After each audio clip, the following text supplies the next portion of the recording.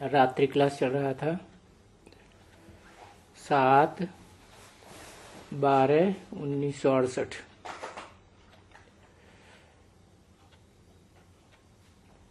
दूसरे पेज पर पहली लाइन में बात चल रही थी।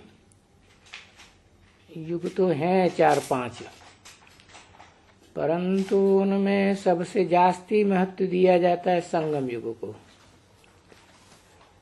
क्योंकि संगम में ही बाप और बच्चों का मेल होता है, संगम होता है। तुम बच्चे भी इंग्लिश में, ये 2 बच्चियां ये भी इंग्लिश में, तो उनको भी ये बताया जाता है स्पिरिचुअल नॉलेज है सिर्फ स्पिरिचुअल फादर है।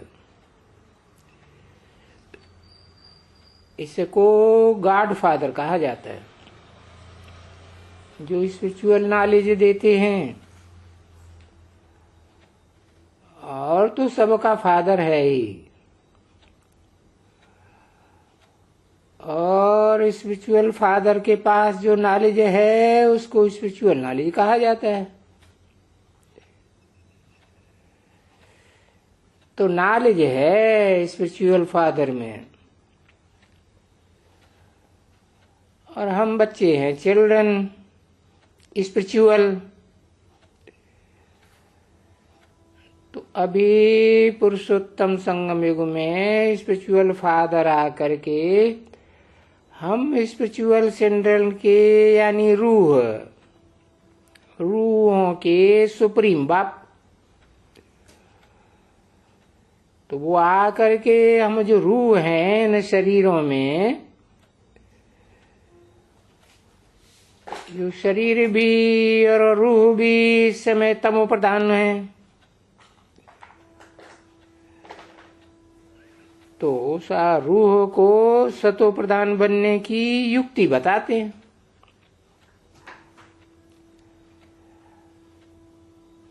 तो कोई भी हो, कोई भी धर्म का हो, उनको पहले यही शिक्षा देनी है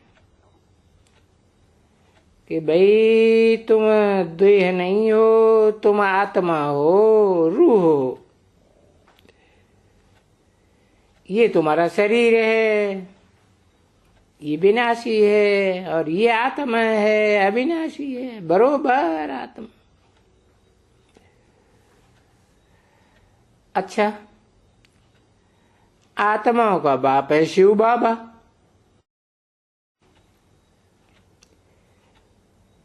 ऐसे तो शिव बाप कहें क्योंकि आत्माओं का सिर्फ बाप है। बाबा तो तब बनता है जब शरीर में प्रवेश करते हैं, तो सब संबंध बनते हैं। मुकर्रर रथ में आने पर तो वो शिव तो सदैव प्योर रहते हैं, पवित्र रहते हैं, क्योंकि उनको तो संग का रंग लगता ही नहीं है। हम जो 84 जन्म भोगते हैं, तो फिर 84 जन्मों में देह के इंद्रियों के सुख भोगते भोगते पवित्र से अपवित्रता में आ जाते हैं। ठीक है ना? और समय भी समझाया गया है कि भाई कब से अपवित्रता में आते हैं। द्वापर से फिर हम अपवित्र बनते हैं। सतयुग त्रेता में तो पवित्र ही रहते हैं। तो सतयुग में सतो प्रधान, द्वापर में रजो प्रधान, और कलयुग में तमो प्रधान, फिर सतो प्रधान, फिर पीछे। तो सतो कहो या सतो प्रधान कहो, अब सतो के साथ प्रधान लगा देने से त्रेता फिर अलग हो जाता है। क्योंकि वहां सत्वगुण की प्रधानता तो नहीं रहती, सामान्य हो जाता है सत्वगुण, तो फिर उसको सतो कह देते हैं, त्रेता को। तो इनको भी ऐसा ही समझना होता है कि गोल्डन एज और फिर सिल्वर एज, ये दुनिया की एज होती है ना। अभी तो इस समय में कलयुग में है आयरन एज, सतयुग में गोल्डन एज थी, त्रेता में सिल्वर एज, पीछे पड़ता है तांबा गोल्डन और सिल्वर में। तो फिर कहा जाता है कॉपर एज, ढेर की ढेर कॉपर जैसी आत्माएं उतर पड़ती हैं। समझा ना कि क्यों ये कहा जाता है कॉपर एज? क्योंकि सोने का जैसा रंग सुनहरी होता है, उससे मिलता जुलता कॉपर का रंग होता है। तो ये कॉपर ही सोने में डाला जाता है बहुत करके, उनको सोने जैसी आत्माओं को छी करने के लिए। तो फिर बाप समझाते हैं, तो जैसा सोना मिक्सचरिटी वाला हो जाता है, ऐसे शरीर भी हो जाते हैं रजो प्रधान, और पीछे उसमें विचार की थोड़ी खाद डाली जाती है। शुरुआत में थोड़ी डाली जाती है, तो फिर शरीर भी ऐसे खाद वाले, तो बड़ी और खाद डालो, तो वो द्वापर की तमो प्रधान स्टेज में, जब द्वापर में और ही खाद वाला, पीछे और खाद डालो, तो कलह कलेश के युग में जो जो खाद डाला जाता है वो चीज का नाम पड़ जाता है, नाम बदलता जाता है मिक्सरिटी होने से। कहते हैं ना golden age, silver age, copper age, iron age. तो भाई ऐसे एजेस बनती हैं, इसमें माया के ये इसमें प्रवेश होते हैं। ये माया भी रूहें हैं जो प्रवेश होती है। फिर आखिरी अंत में बाप आते हैं, सुप्रीम सोल। और कब आते हैं? वो तो जरूर कलयुग के अंत और सतयुग के आदि संगम पर, जिसे कहते हैं पुरुषोत्तम संगम युग। जो भी पुरुष रूप आत्माएं हैं, रूहें हैं, उनमें उत्तम ते उत्तम है, बहुत ही उत्तम आत्माएं जब प्रत्यक्ष होने वाली होती हैं तो आते हैं। उस टाइम को फिर कहते हैं कॉन्फ्लुएंस युग। उसी को फिर कुंभ कह देते हैं भक्ति मार्ग में।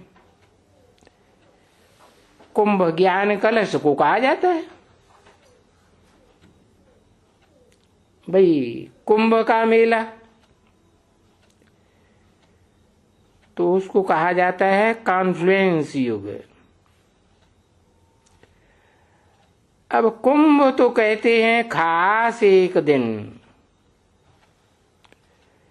फिर दूसरा दिन, फिर उसके बीच का, फिर एक युग है, दूसरा युग है, उसका बीच। तो ये भक्ति मार्ग में जो भी दिन मनाए जाते हैं वो सब तुम्हारे लिए हैं, तुम्हारी यादगार में। तो ये कुंभ के ये दिन हैं, सभी तुम्हारा यादगार है। सतयुग, त्रेता, सोम, मंगल, बुध वगैरह वगैरह।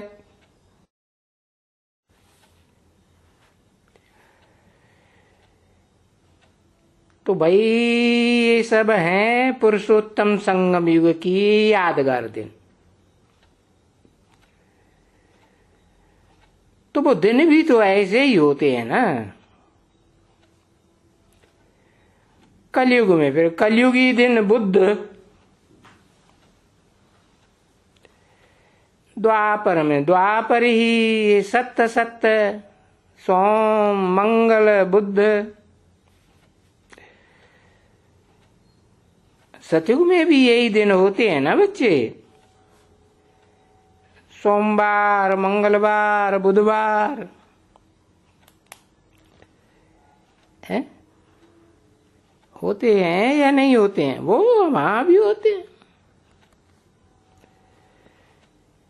तो ये दिन तो शुरुआत से इस चतुर्युगी में चले ही आते हैं।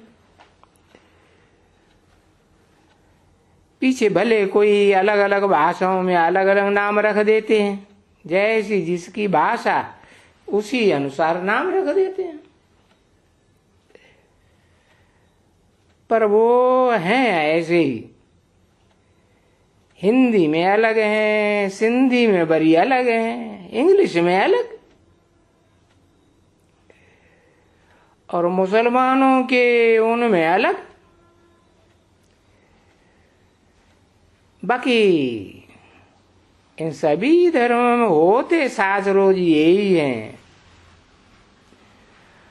और ये चले आते हैं शुरुआत से लेकर के। तो ये बात तुमको मालूम हुआ ना बच्ची।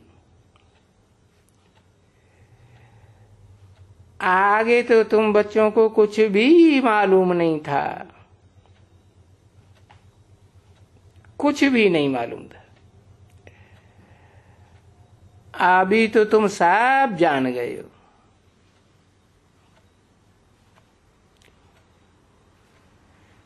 तो बाबा कहते हैं ना, तो देखो पहले तो तुम कुछ भी नहीं जानते थे। अगर टैली करें तो जैसे बंदर बुद्धि थे,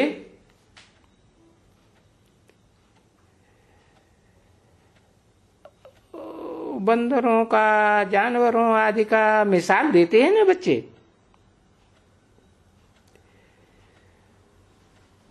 क्योंकि रामायण में बंदरों का बहुत ही वर्णन है। कैसी बुद्धि?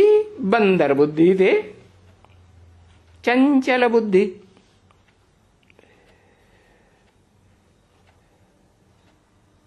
तो अभी तुम बंदर बुद्धि थे, अभी क्यों लगाई दिया? माने जो भी संगम युग बीता उसमें अभी तक तुम बंदर बुद्धि थे, अभी तो बाप से मिल गए, पर थे तो तुम बंदर ना। अभी तो तुम बंदर नहीं हो, तुम बंदर बुद्धि कलह युग में थे। फिर संगम युग में बाबा ने ये देखो बंदर बुद्धि से फिर मनुष्य बुद्धि बनाई कि भाई मनुष्यों को मन होता है तो मन से मनन चिंतन मंथन करें कि हम कैसे मंदिर से देवताओं से है बंदर बुद्धि बंदर बन गए, एकदम जानवर बुद्धि बन गए।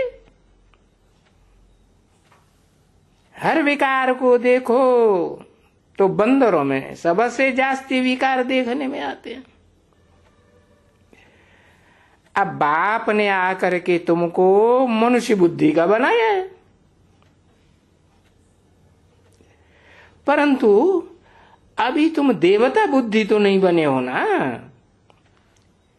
बंदर बुद्धि से मनुष्य बुद्धि बन गए।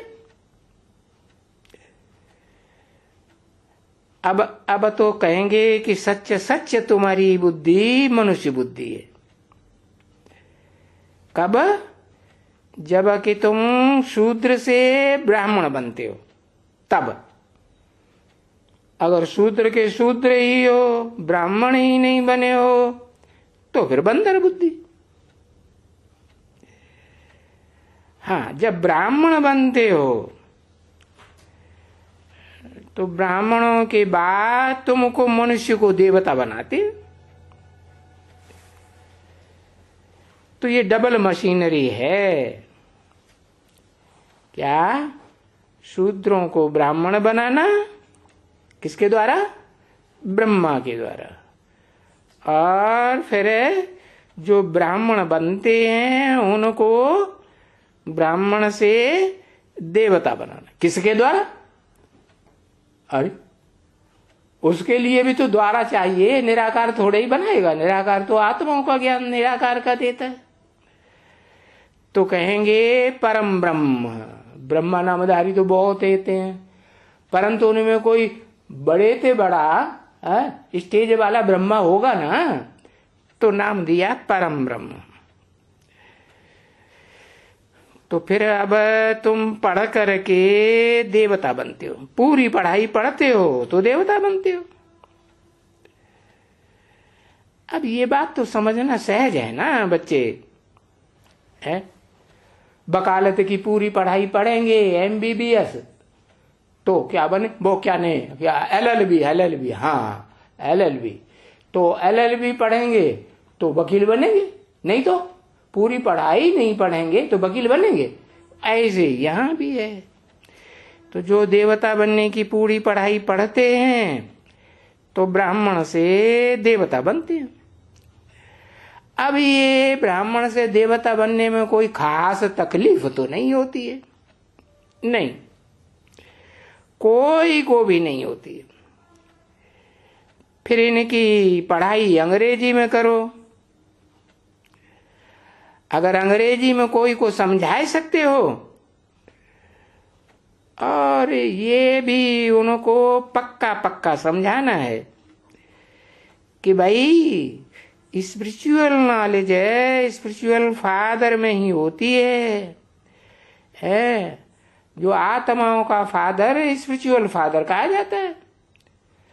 बाकी देहधारियों के जो भी पिता हैं, इब्राहिम, बुद्ध, क्राइस्ट या प्रजापिता वगैरह, उनमें ये स्पिरिचुअल नॉलेज नहीं होती है। तो पूछते हैं वो नॉलेज क्या है? अरे सृष्टि के आदि मध्य अंत को जानना, यही तो स्पिरिचुअल नॉलेज है। क्योंकि सृष्टि के आदि मध्य अंत को तो कोई भी नहीं जानते हैं देहधारी, क्योंकि सब देहधारी आत्माएं जन्म मरण के चक्कर में आती है। एक स्पिरिचुअल फादर ही है आत्माओं का बाप, जो जन्म मरण के चक्र में नहीं आता है। इसलिए सृष्टि के आदि मध्य अंत सारा ज्ञान को जानकार है और देता है। तो क्योंकि ये आदि मध्य अंत को कोई भी सृष्टि पर जानते नहीं है, कोई भी धर्म पिता है, और बाप को भी नहीं जानते हैं। न आत्माओं के बाप को जानते, न देह के बाप को, देहधारियों के बाप को जानते है। तो देखो, न रचना को जानते हैं और न उस रचना के आदि मध्यंतों को जानते हैं। तो मनुष्य हो करके है, कोई जानवर की तो बात नहीं है ना, है? मन वाला, मन बुद्धि वाला मनुष्य हो करके और न जाने आदि मध्यंत को, तो फिर मनुष्य काहे का? रचना के आदि मध्यंत को जाने ना, ये नाटक के आदि मध्यंत को न जाने, तो वो किस काम का? कोई काम का नहीं। 7/12/1968 की रात्रि क्लास का 3रा पेज। कोई काम का क्यों नहीं? क्योंकि तुम ही तो एक्टर्स हो ना, और एक्टर हो करके अपने पार्ट के आदि मध्य अंत को न जाने तो वो एक्टर किस काम का। हाँ, ये एक्टर हो तो अपने पार्ट को जानना जरूर चाहिए ना। हर एक के पार्ट को एक्टर जानता है ना कि मेरा ये पार्ट है, उसका वो पार्ट है, उसका वो पार्ट है, नंबरवार है जानने में। हाँ, तो अभी तुमको समझाई दिया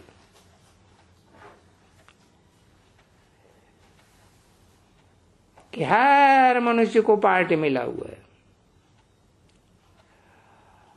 और शरीर धारण करके फिर वो एक्टर्स पार्ट बजाते हैं, आत्मा रूपी एक्टर्स। तो ये बहुत समझ की बात है कि आत्मा इतना छोटा रिकॉर्डर है और इसमें सृष्टि के आदि मध्यंत का सारा ज्ञान भरा हुआ है। देखो कितनी छोटी बिंदी और उसमें इतना भारी पार्ट भरा हुआ है। तो इसको फिर कहा जाता है वंडरफुल। तो लक्ष्मी नारायण भी वंडर, तो फिर आत्माओं का बेहद का बाप भी वंडरफुल। तो वो बेहद का बाप जब आते हैं ना इस सृष्टि रूपी रंगमंच पर है, और कोई मुकर्रर रथधारी में आते हैं। मुकर्रर माने आदि से लेकर के मध्य में होते हुए अंत तक मुकर्रर रहे, उसको बदला न जाए। तो वो बाप उन बच्चों को बैठ करके वंडरफुल आखानी सुनाते हैं। किसी की? लक्ष्मी नारायण की कथा सुनाते हैं। ये भक्ति मार्ग में जो घर घर में भारत में है सत्यनारायण की कथा सुनाते हैं, वो कहाँ की यादगार? इस संगम युग की यादगार हुई ना। कौन सी यादगार? ये सत्य युग में, ये त्रेता में, द्वापर में, कलयुग में ये जो मनुष्य सृष्टि का झाड़ है ना, है इतना बड़ा झाड़, इतनी जो सारी सृष्टि है 500-700 करोड़ मनुष्यों की, वो इतनी वृद्धि को कैसे पाती है? देखो इतने इतने सारे धर्म कैसे स्थापन होते हैं। तो ये सब बातें बैठ करके मुकर्रर रथ में बाप बताते हैं बहुत डिटेल में,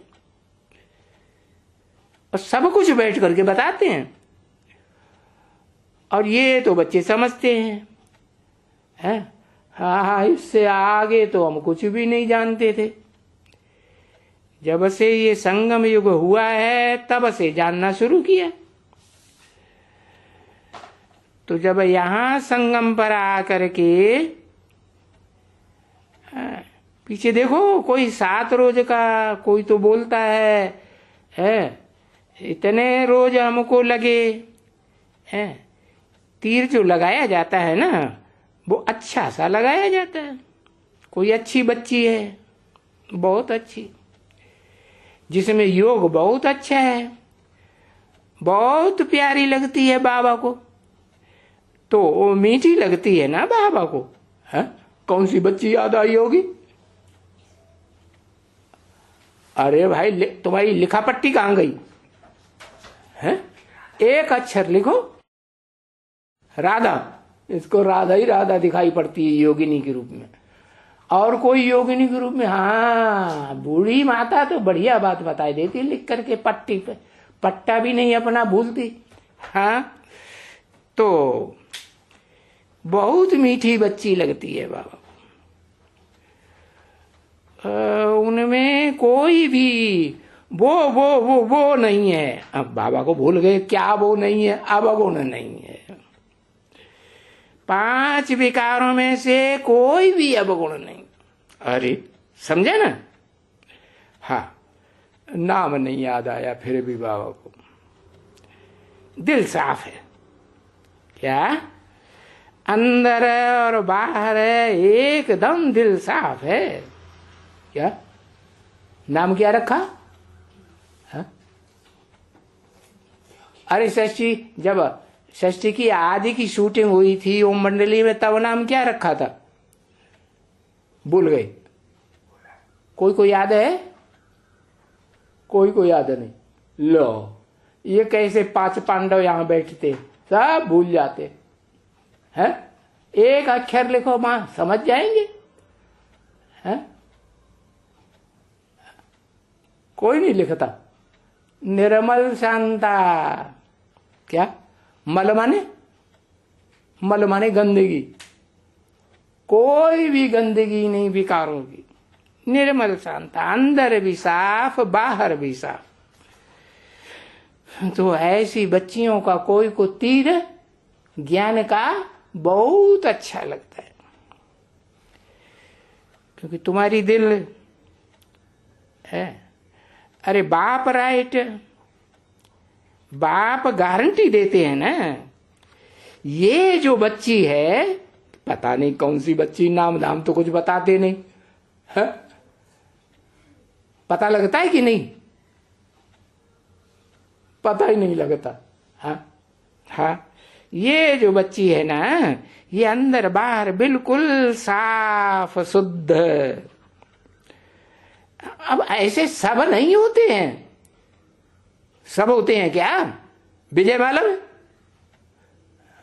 होते हैं। विजयमाला में तो जरूर होते हैं, बड़ा भगत है विजयमाला का। अरे विजयमाला की भी कोई अम्मा होगी कि नहीं है? अब सब तो नहीं होते हैं ऐसे। अच्छे अच्छे महारथी, बड़े बड़े म्यूजियम संभालने वाले, चैतन्य म्यूजियम संभालने वाले कि जड़ म्यूजियम संभालने वाले?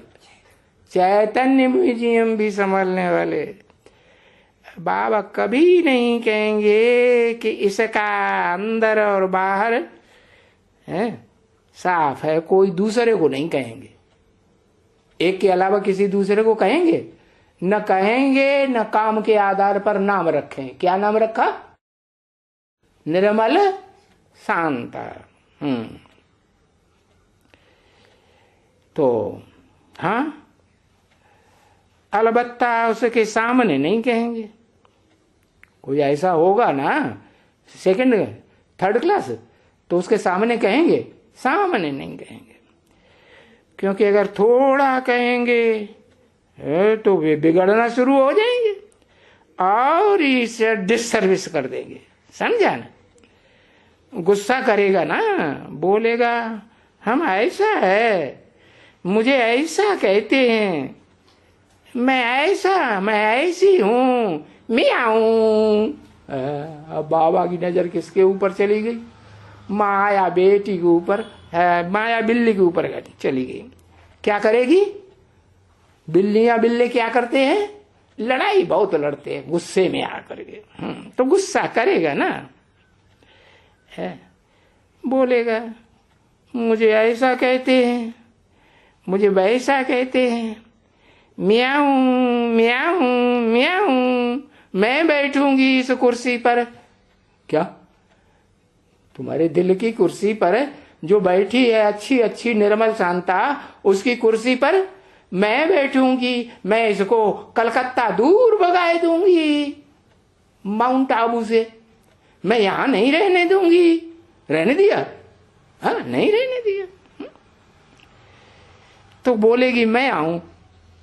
अच्छा, हाँ, बिगड़ेगा जरूर। पीछे तो फिर डिससर्विस कर देंगे। क्या डिससर्विस कर देंगे? शिवो हम त्रिमूर्ति का चित्र छपाएंगे और उसमें 3 मूर्तियों के ऊपर सबसे ऊपर वाली मूर्ति पे अपने को बैठा देंगे। क्या? शिवो हम कौन सी मूर्ति? शंकर जी की मूर्ति। शंकर जी में शिव प्रवेश करते हैं ना। हाँ, तो बड़े ही भारी डिससर्विस कर देते हैं। शिवो हम आत्मा सो परमात्मा।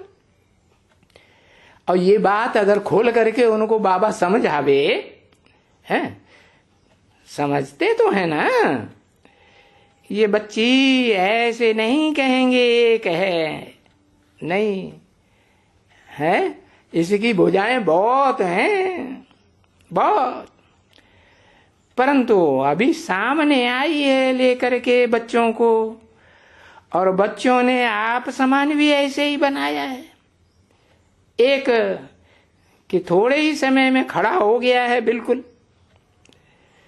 भले लैंग्वेज दूसरी है, भाषा दूसरी है, ये मद्रासी, अरे तो भी अच्छा है। क्या क्या अच्छा है मद्रासी में? पता चला? मड्ड माने क्या होता है? कीचड़। हाँ, कीचड़ में रास करने वाला मद्रासी आया लेकर के। हाँ। चलो कोई बात नहीं, बाबा को तो वो भी अच्छा लगता है। क्या मद्रासी हो तो भी अच्छा लगता है, उसमें बहुत क्या करना, क्या है मद्रासी को, क्या पुरुषार्थ करना है? बाप को याद करना है, बाप को याद करके पावन बनने का है। भले कीचड़ में लौटते लौटते कीचड़ जैसा सारे शरीर में लिपट जाए, तो बाप को याद करेगा तो शुद्ध बनेगा कि नहीं? हाँ, शुद्ध बनेगा।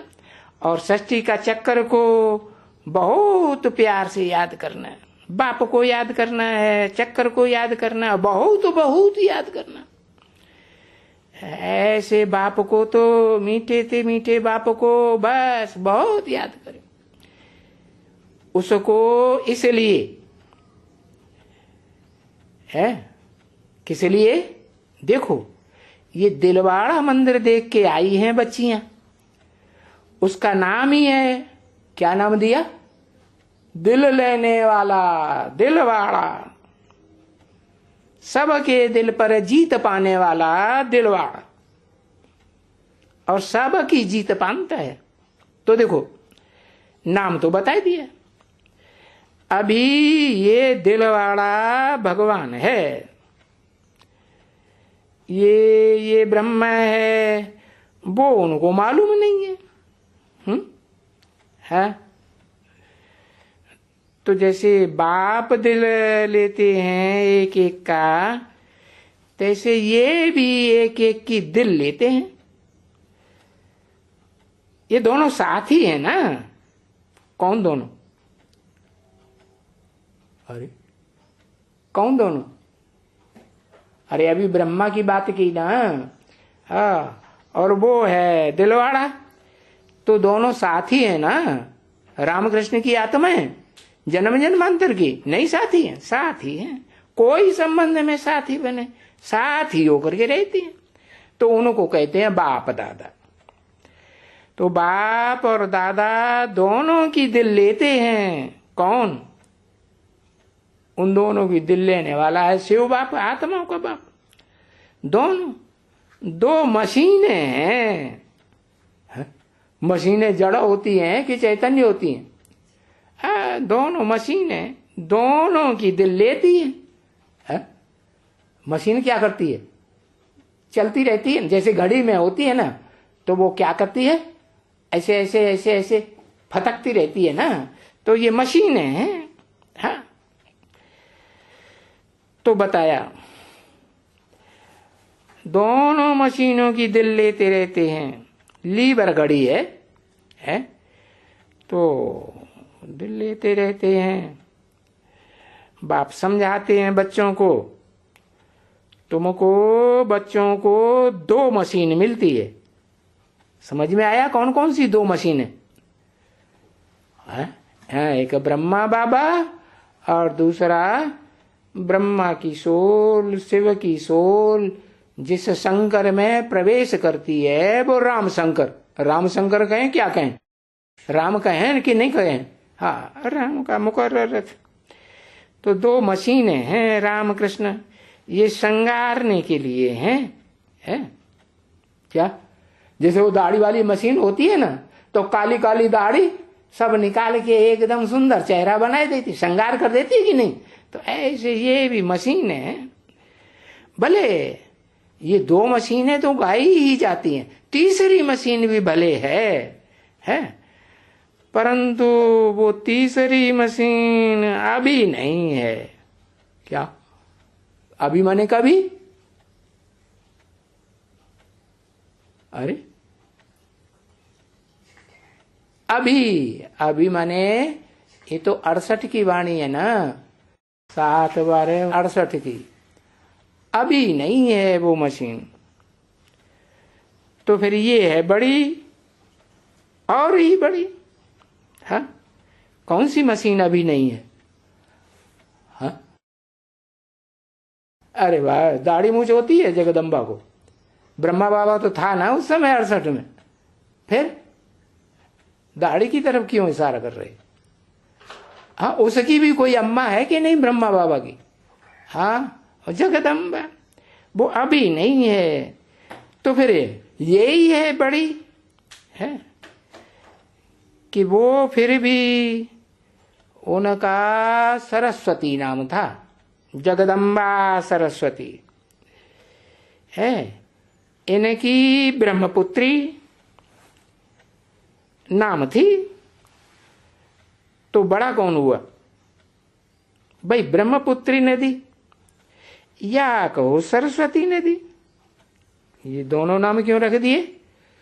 कि जरूर ब्रह्मपुत्री में सरस्वती प्रवेश करती होगी कि नहीं है? छोटी माँ में छोटी माँ प्रवेश करती, और बड़ी अम्मा में, जगदम्बा में बड़ा ब्रह्मा, बड़ी अम्मा प्रवेश करती। तो नहीं, ये ब्रह्मपुत्री नदी में बड़े बड़े स्टीमर भी आते हैं। देखा है ना, कलकत्ते में संगम पर समुद्र में जो बड़े बड़े स्टीमर तैरते रहते हैं ना, तो बड़ी से बड़ी नदी ज्यादा पानी वाली कौन सी है? ब्रह्मपुत्रा नदी। उस ब्रह्मपुत्रा नदी में गंगा भी मिल जाती है, और गंगा में सरस्वती और यमुना पहले ही मिल जाती, तो कितनी बड़ी नदी हो जाती है। तो कलकत्ते में संगम पर सिंध सरस्वती के ऊपर बड़े बड़े स्टीमर नहीं आते हैं।